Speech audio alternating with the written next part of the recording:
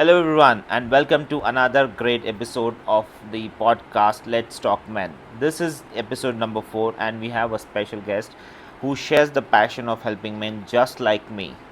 Let me introduce him to you. His name is Purdeep Sangha. He's from United States and Canada. Purdeep is well-known strategic advisor, best-selling author of his book The Complete Man, a TV show host known for his expertise in business strategy and personal performance. With an expansive career spanning from young age, he's empowered CEOs, executives, and entrepreneurs to achieve ultra performance and success.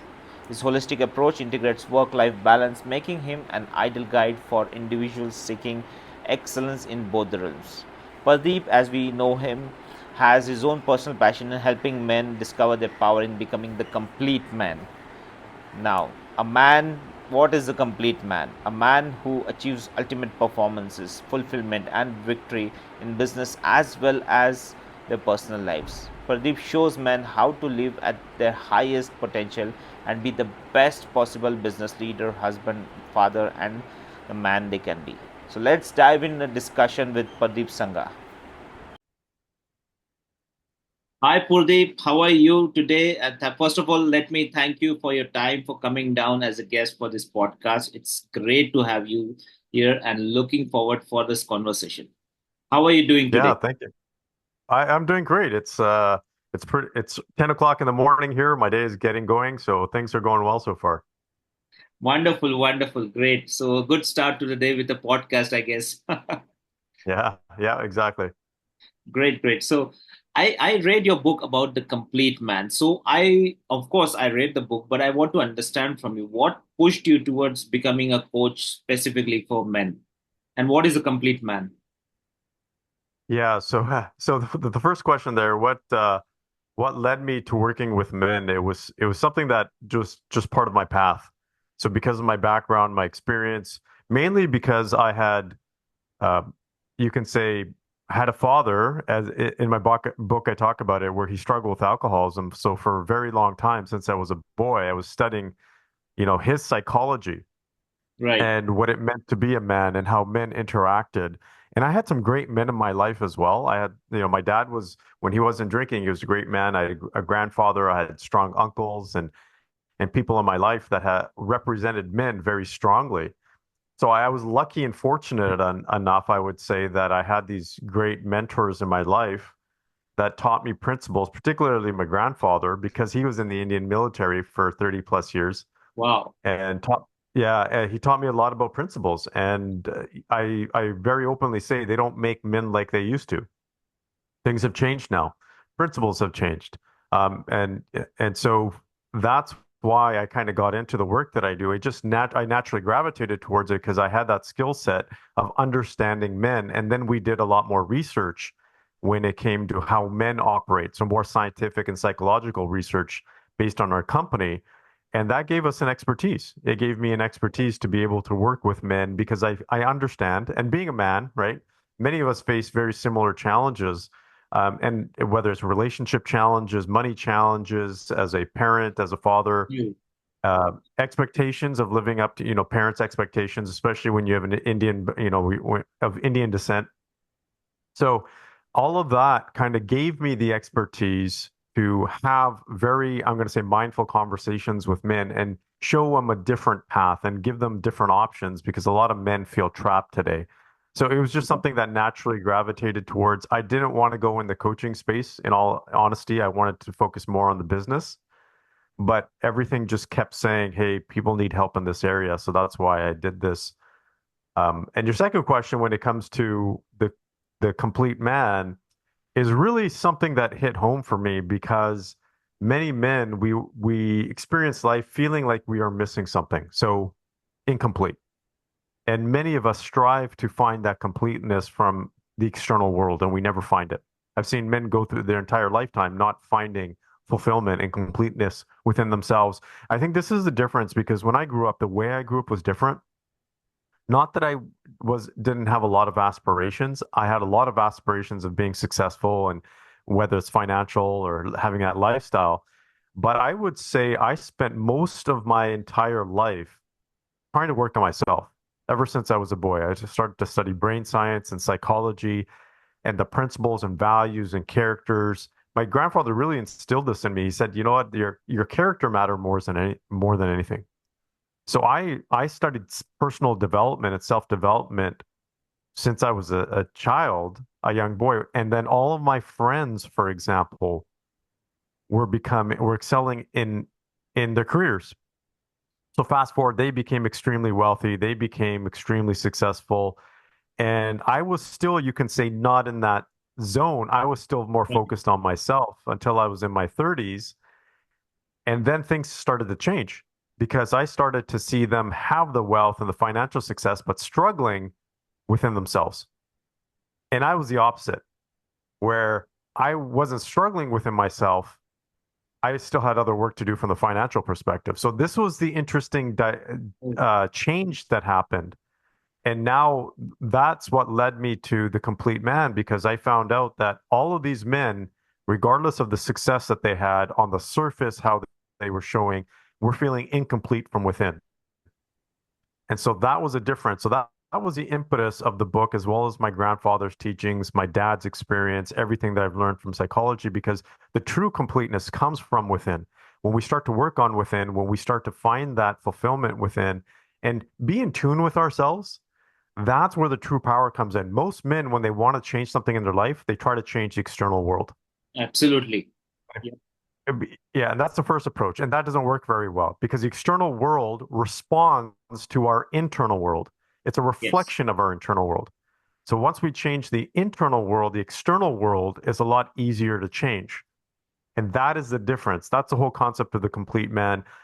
But there's two other important things. One is being a mindful alpha male, which is a core concept of being the complete man. And that is a combination. And it's really, again, from my grandfather because he was very mindful because his dad, so my great grandfather, my pradada in India, was a Gandhi, was our background is Sikhism. And so he was in the temple teaching spirituality and religion for 60 plus years. Wow. And so my grandfather was a very spiritual man and taught me about spirituality, meditation, and mindfulness. But then he also had the discipline side, the military side. Yes. So in let's just say if we took a look at it from non-Indian traditional approach, if anybody's heard of Marcus Aurelius, for example, is very famous, right? A philosopher, considered a philosopher back in the day. He had this approach of principles and values and doing what is right, and a lot of people relate it to Stoicism, right? So my grandfather had the religious side, the spirituality side, but also the stoic side and the principled side. And that's what he taught me. So that's what the mindful alpha male is. And we are losing this today because a lot of men are losing their alpha male part. And we're now becoming, how do I say it? The analogy I use is taking a lion or a tiger and turning him into a house cat. And Yeah. that's what men are becoming. That's what they We've say. lost that. Yeah. And that's what we've lost the alpha male side. But we also have to be mindful because the mindfulness is so important in being aware of our actions. So that's one part of being the complete man. The other part is it's always a journey. It's a continuous journey. We never really get there. The moment we get there, something changes, and there's more growth to do. So that's in a nutshell.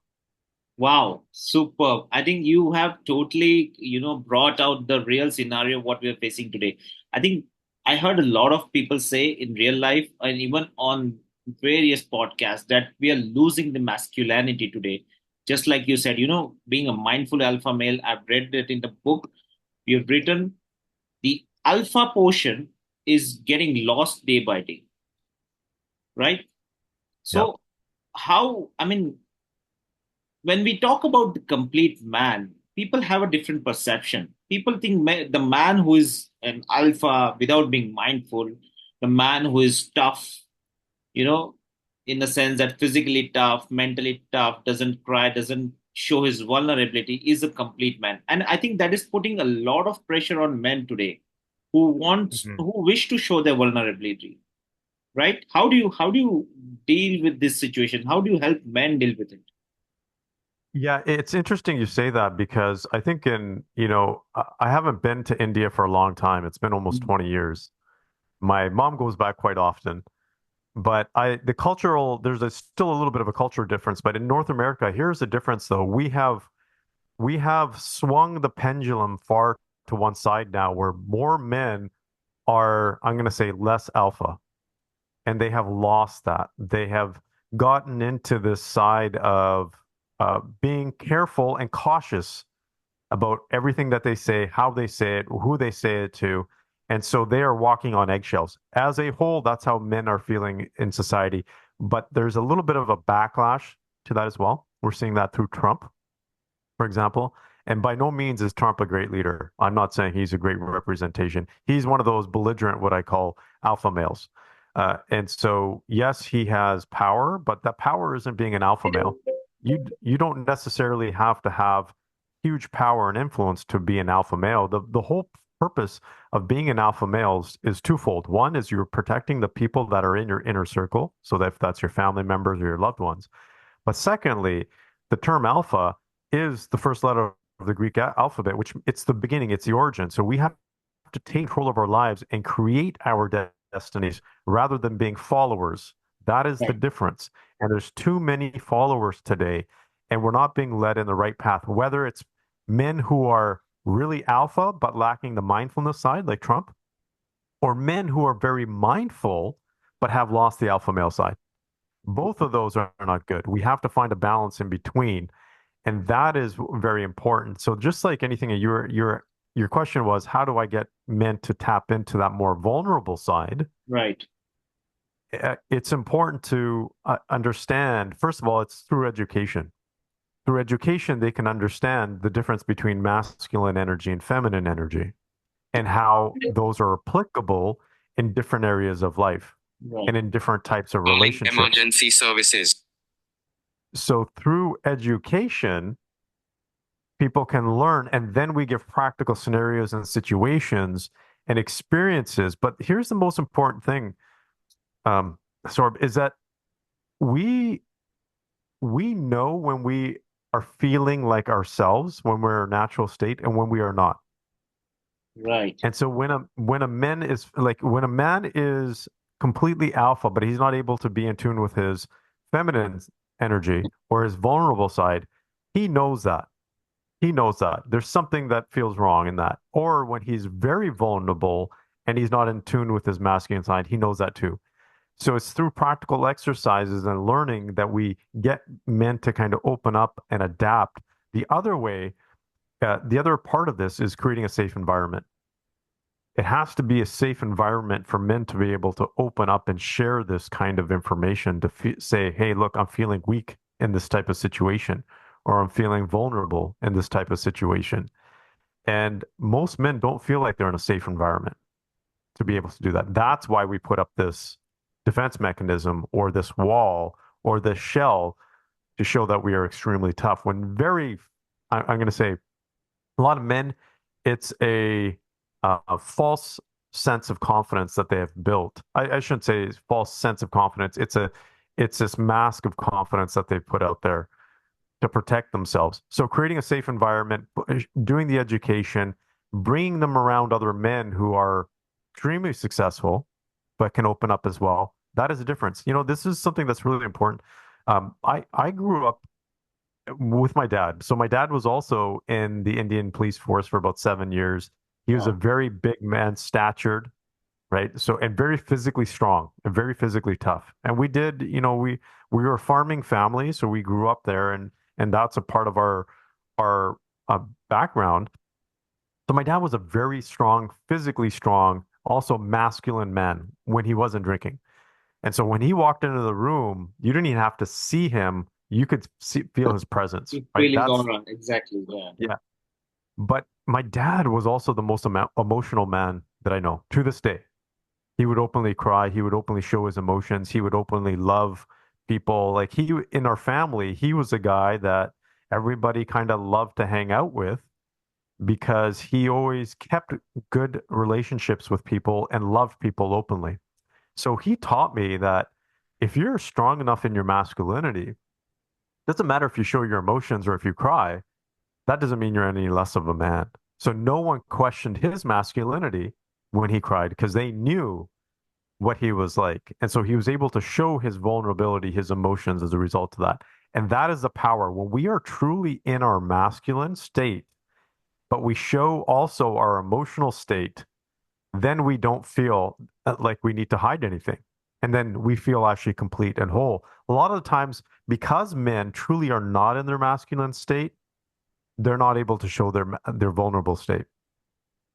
But okay, wow. I mean, when you were talking about it, I could recall my father because he is also an alpha male, but he equally cries in front of us, talks about things. He shows his vulnerability side. But isn't it the societal pressure that puts men to become more tough and not show masculine vulnerability? Because that's what we see a lot in India, Yeah. and I'm Yeah. not sure it's Is it up. a, Yeah, yeah, really good question. It is part of a societal piece, but we have to understand this. We have, depending on whatever you believe, but let's just say, I think we can all come to an agreement that humans have been on this earth for a long time. Let's just say hundreds of thousands of years plus, right? Science has shown that we've evolved over millions of years, but let's just say the human species has been around for close to a million years. Could be longer, right? right, What does that mean? That means that our biology has evolved over time, and we are creatures of social behavior, of social groups. And so, part of, and I'll give you the psychology behind this is what evolutionary biologists believe. For example, let's just say a few 100,000 years ago, right? So if you and I meet, but we are of different backgrounds and different families and different groups or clans, and we could be rivals or we might not have met before. But if right, I show up and even if you sense even a slight tone of weakness from me, then you've become the alpha male, and that gives you opportunity to take over my clan. right, Okay. So this is why a lot of men don't show emotions on their face as well. This is one of the theories, is because we can pick up on each other's signs. So if I see weakness in you or you see weakness in me, it gives me a higher power and hierarchy automatically. So this is one of the reasons why, when you're asking, has society created this? I would say yes, because through evolution, we have come to this point and it served us and it still serves us because we as men, and even women do this, we are built, our brains, we can't break this out of our brain. One of the core functions of our brain is to seek hierarchy and status. It's a natural part of our brain. And that doesn't mean we have to walk around and say, I'm better than you, I make more money, or I have a better job. It just means that when we're in a room with other people, we automatically position ourselves to see where do we fit. Do I fit at the top of the chain, lower on the chain, in the middle of the chain? Because that determines the social dynamics of the group. And so, men, we are designed to be trying to get to the top. What I mean by that is alpha men are designed to get more to the top, right? So it's a natural part. If you're going to be an alpha male, you're going to come into the room and you're going to dominate in some way, shape, or form, either consciously or unconsciously, unconsciously, yes, right? So this is a part of society, but this is where we've misconstrued hmm, where showing emotions means that you have less hierarchy. You can do that in a safe place. A man is not going to cry in an unsafe place, absolutely agree. right? So it has to be a safe environment. So has society created that? Absolutely. Is there a detriment to it? Yes. And the detriment is when a man is growing up in an environment or in a household or even with his current family and he doesn't feel safe enough to cry. That is the detriment. However, it is still a benefit for us as men to have the social hierarchy because that's how our brains operate. We can't shut that off.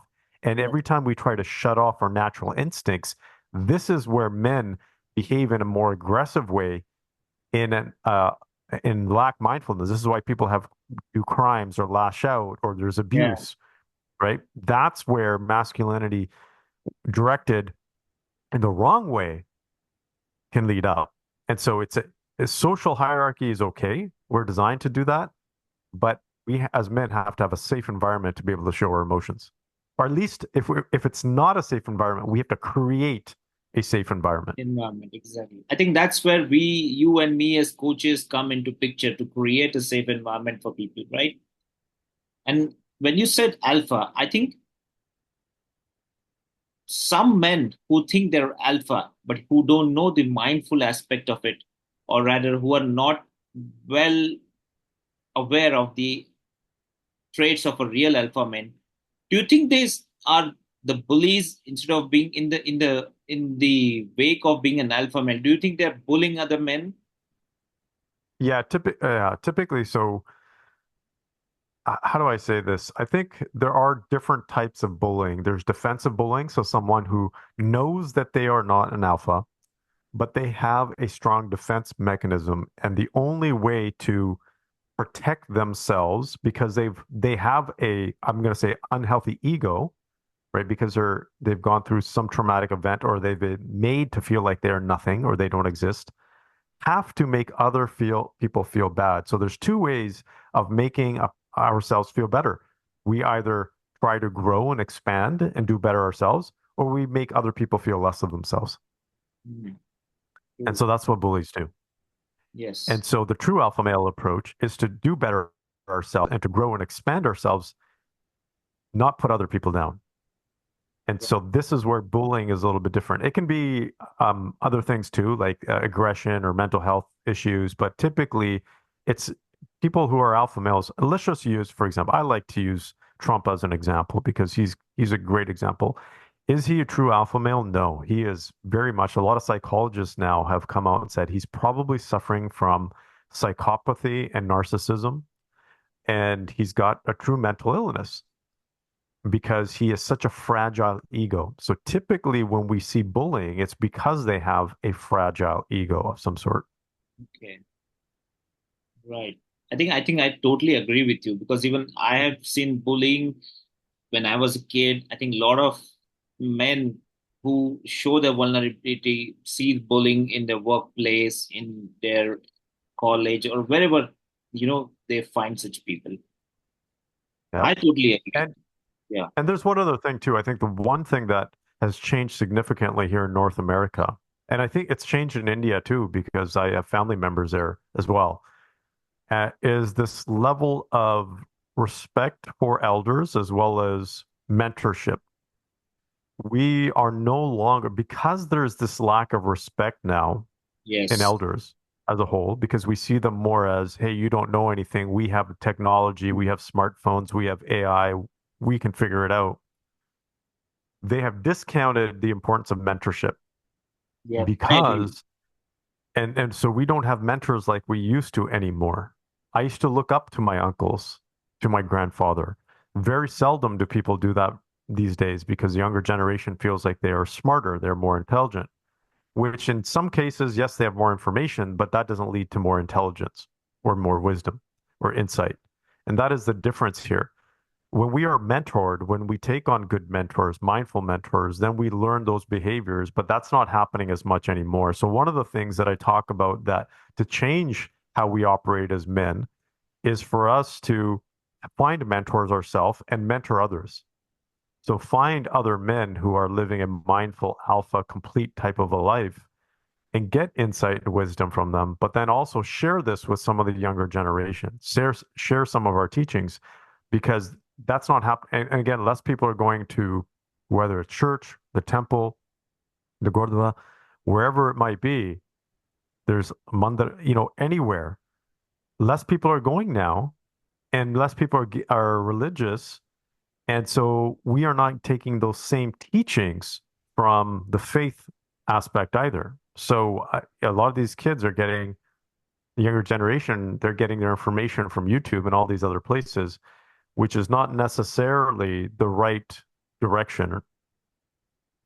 I do agree because I remember when I was young, I mean when I just finished my college, I used to talk to my dad. He used to suggest me things. He used to advise me things. My uncle used to talk to me about a lot of things. And we used to listen, Mhm. as we know their experience as an elder, their experience into business, their experience into taking care of the family. We know that. So we used to listen to them. But I think the information overload, as you rightly said, has put this generation on a excuse me, on a separate and pedestal where they feel they're entitled, they Hmm. know everything.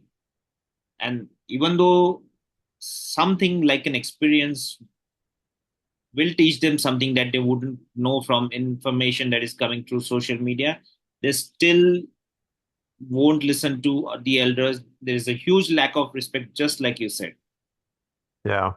I'll give an example. It really does come down to one thing, which is entitlement. That is huge in the younger generations, and we're seeing it in the workforce as well, right? We work with a lot of businesses and corporations, and this is one of the biggest challenges that they're having with the workforce, younger demographics, is that they're talking about there's a sense of entitlement.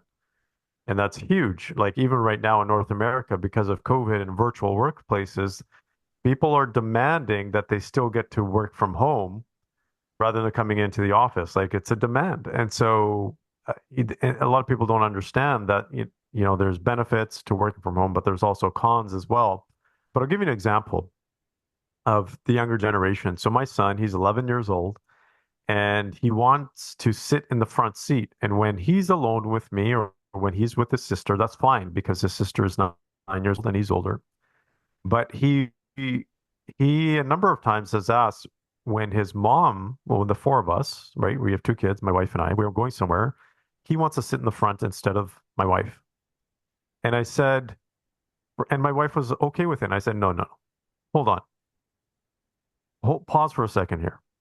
Because this isn't just a one-off thing. This is what I'm seeing a pattern of in kids is they are now trying to become the parents, not from a responsibility perspective, but from an equal opportunity Right. and equity perspective. I said, you're not entitled to sit in the front until you start showing more responsibility and accountability in the household.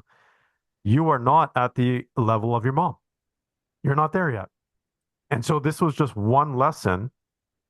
And most people would say, well, what's a big deal? It's not a big deal if he asks once, right? And he wants to sit in the front. Yeah.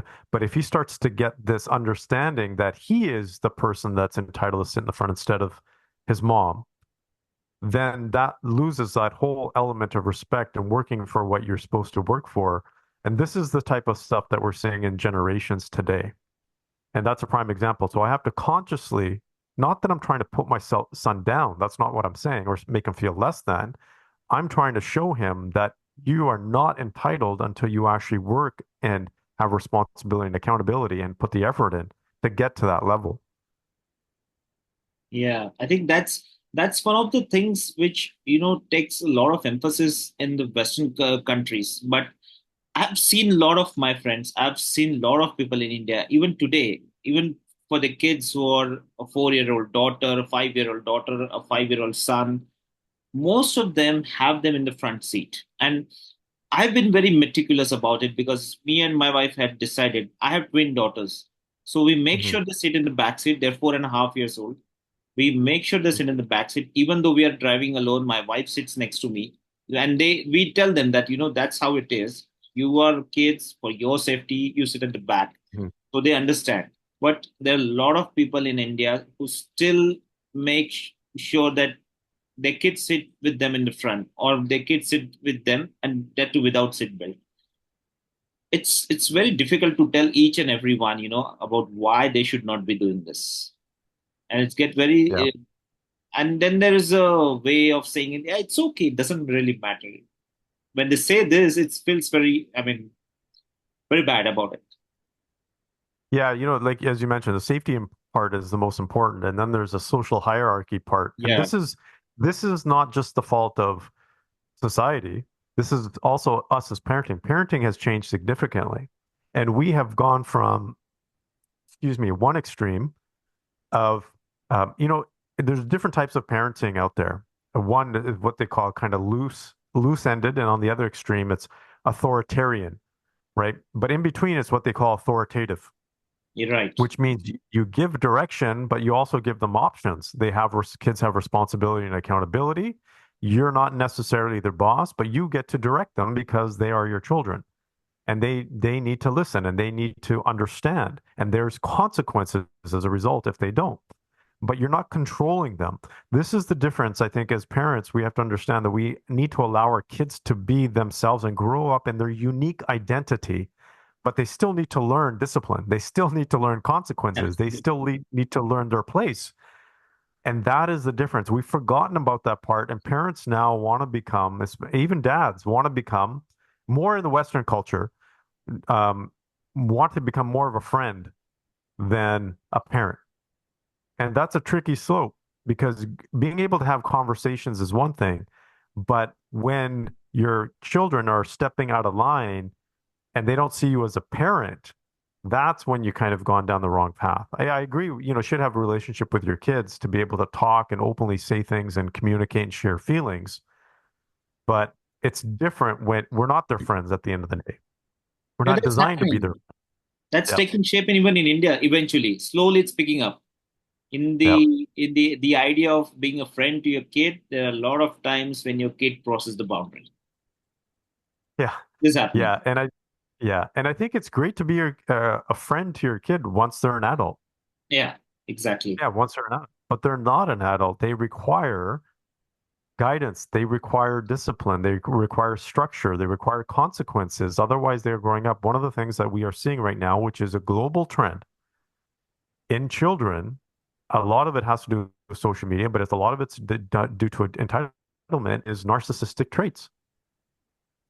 And I encourage everybody to look this up because when we hear the word narcissist, we see or we think of this one particular instance, but it's a mental disorder and there's different spectrums of it and it causes a lot of dysfunction. And we don't have to talk about it here today, but it's it is becoming more and more prevalent, especially with people, we're talking about kids that are constantly taking pictures of themselves and putting it on social media or Yeah, whatever it is. The world it's all becoming self-centered now. Everything is about me, me, me, me, me, and that's a direct path to narcissism, which is not a good um, place to be for mental health for children as they grow older.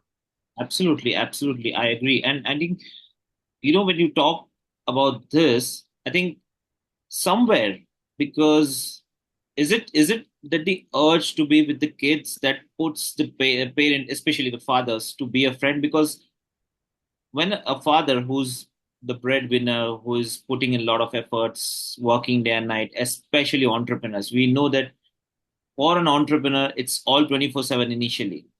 But entrepreneurs who are fathers are not able to give much time to their kids because they have to run here and there. So is it the guilt, or is it the urge to give time to the kid that pushes them to be a friend rather than father? Yeah, I think there's a number of factors. One, I think that's a great question. So first, I think that there's a lack of education of Mhm. parenting as a whole. So what healthy parenting is. I would encourage everybody to read a book. It's called How to Raise Mentally Strong Kids. It's by Dr. Amen, Okay. North American child psychologist, and it's an amazing book. Every parent should read it, especially if you have young children. So that is one aspect, lack of education of healthy parenting. And the pendulum has swung so hard, right? People said they went from having um, uh, so the book is How to Raise Mentally Strong Kids. Okay. And so they went, parenting went from being extremely strict and hitting and beating your kids to, hey, let's sit down and talk and all these kinds of things in between. Like it's just gone to one other spectrum because people are feeling guilty, right? I don't want to hit my kids like we used to get hit, which I understand. Or I want to give my kids the things that I didn't get when I got older, which we understand. Or I want to have a strong relationship with my kids so they can come and talk to me because I couldn't do that with my parents, right? Right. So we feel like we have to give our kids something that we were missing in our own lives, right? Exactly. So That's lack of the feeling. education, wanting to give kids something that they never got. But there's also a third aspect, which I've seen, and this is becoming more prevalent. When parents are not friends with each other, so the husband and wife are not friends with each other, they look toward their kids for friendship. Oh, oh, okay. This is new. So if that relationship isn't strong, and when I say strong, I mean strong from a partnership and a friendship perspective, Okay. right? I'm not talking about two people who are living in a house and raising children, which most people are doing. I'm talking about being true partners, soulmates, a relationship in love, they go to their children because they're trying to fill that void and lack.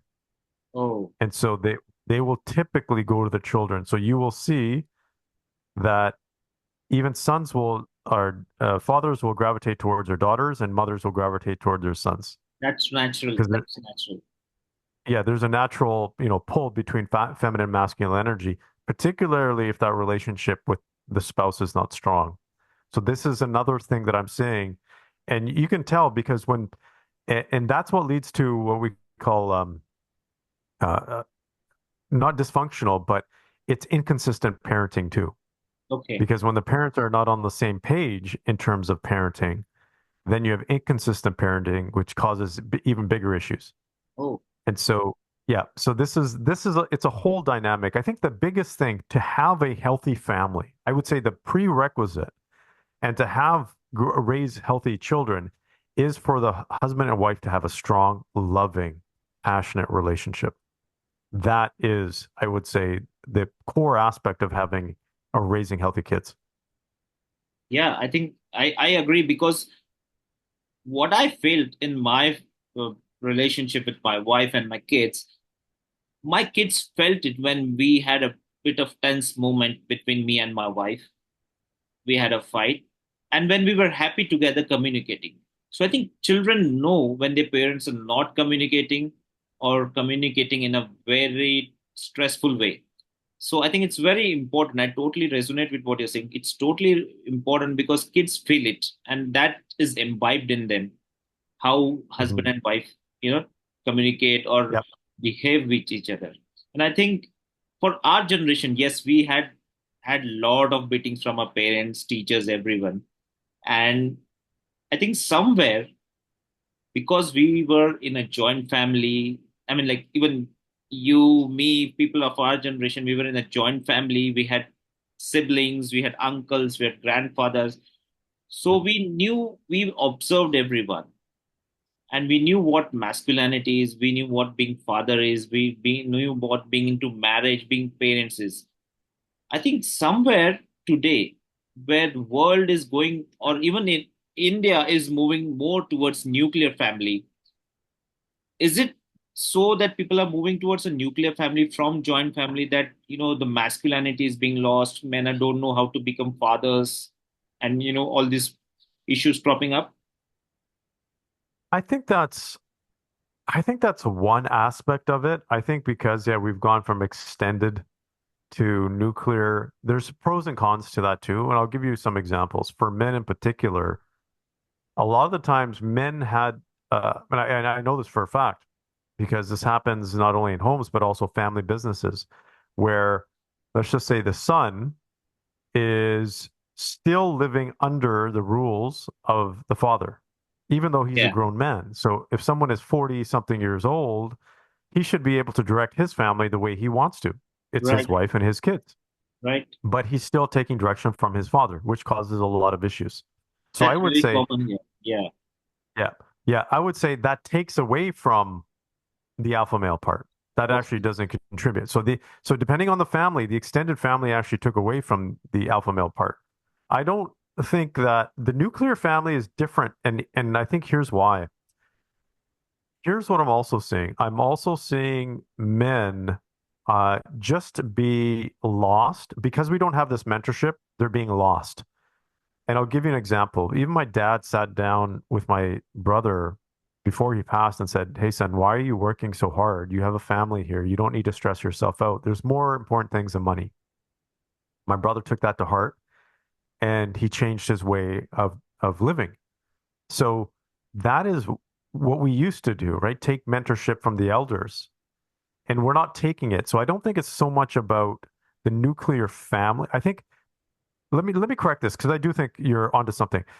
If there is no extended if it's a nuclear family, so let's just say if I wasn't living with my dad, I'm less likely to take advice from him. If he was living with me, I'm more likely to take advice from him. So that I would agree.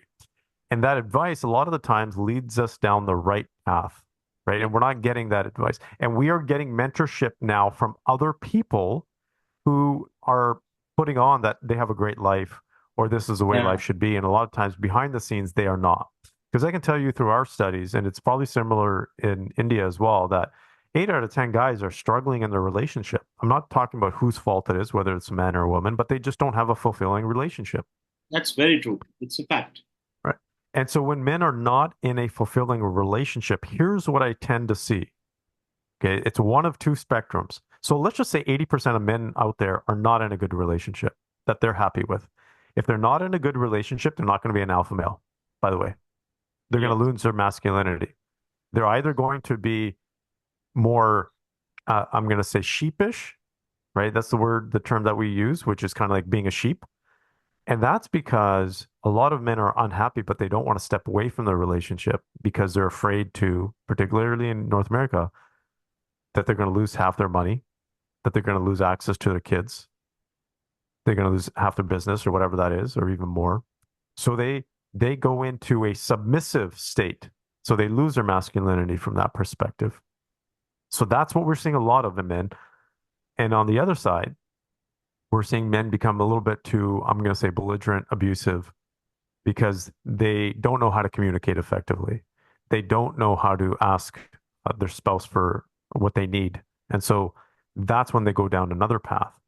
And then also in North America in particular, women are being, this is the same thing as men have been groomed to reduce their masculinity. Women have been groomed to increase their masculinity and be more like you don't need a man, right? You're independent. You can have your career. Your career is more important. We're seeing more women now, which is really interesting because I don't talk a lot about the women's side because there's a lot of backlash when men talk about women, so I tend not to. But there's a few things that I do share that are factual. Less women are getting married before 30 now. Less women are getting married, having kids before 30. Less women are women's fertility rates have gone down, right? So what women are now being taught that your careers are more important. Therefore, you can wait longer to have children. And a lot of women are struggling to have children in their later years because it's just basic biology. That's not me, that's basic biology. And now because they are in a more I'm going to say equal role, which is important. And this is the thing with men and women. Women should have always had an equal role because we are both human beings. We both contribute to the household. But economically, as more men, women have now more equity when it comes to, or um, equalness when it comes to the economics. And now men are losing their place now because they feel like they are not needed as much. And a lot of women are feeling like perhaps they don't need a man as much.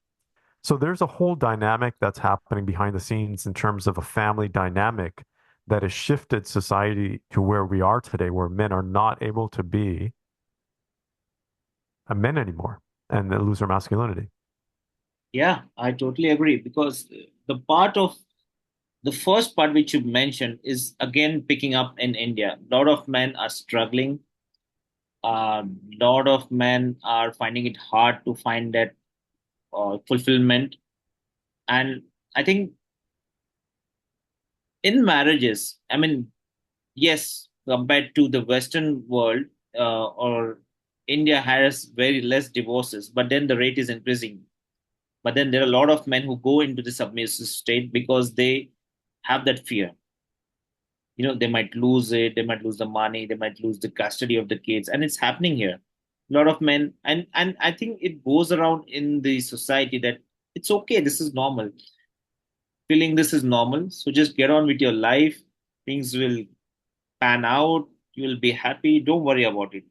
This is what people tell men around, and that's how they go into the submissive state, which makes it difficult because someday they just burst out, and that comes out in a very wrong way. Mm-hmm. Yeah, at some point in time, it catches up. Yeah, So this is why it's important when we start working on ourselves internally first. And this is the most powerful aspect as a complete man or working towards being a complete man. It doesn't matter what you have or what you don't have because you will still feel complete from within. And that's the most important thing. And that's the most powerful state. The saying that people have, and it's an old saying, it's not my saying, where they said, when you walk up to a man who has a lot of money, the first question a lot of people ask is, yeah, but is that person happy? Right? yeah, very true. All right, because they're looking for an excuse. But how often, this is the same saying, Do you come up to a man and who is extremely happy and joyful, and how often do you think, yeah, but does that person have a lot of money? You don't think that very much at all, right? Because we look at happy people and we're just like, oh, that person's happy. We look at wealthy people and be like, yeah, but is that person really happy? So that's how we've been groomed in society, right? Because we're looking to the wrong things, but it's a really interesting thing. And there's also the health side for men, and in particular in India, we know the health is challenged for men, right? Very much. Heart disease, diabetes, all these kinds of things are very prominent in India. And so there's another saying: a healthy man has 1,000 dreams, an unhealthy man has one.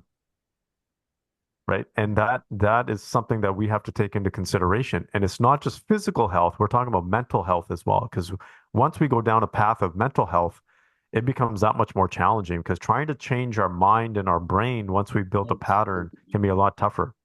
Very tough, very tough. When we talk about health, people only focus on physical health, going to the gym, exercising, taking walk, but nobody talks about mental health.